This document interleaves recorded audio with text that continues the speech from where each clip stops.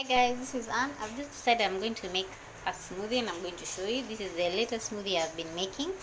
It's an aloe vera smoothie, so it's just one piece of aloe vera. This is actually one small one and an extra small one, and then 5 bananas, and I have what we have in this container is baobab powder.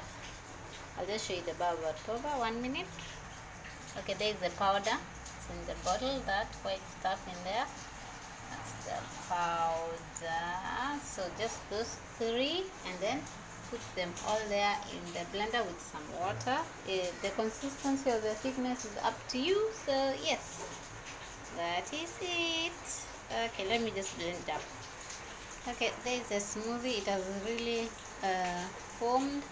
So I'll just put it in here, and yeah, see how it tastes. So there's a smoothie, and yeah, it's actually raining outside, it's wet, but yeah, let's just taste and then I'll let you know if it's sweet or bitter. It's not too sweet and it's not too bitter, it's just there, it's in between, it's sweet bitter. Alright guys, thanks for watching, and yeah, that's it.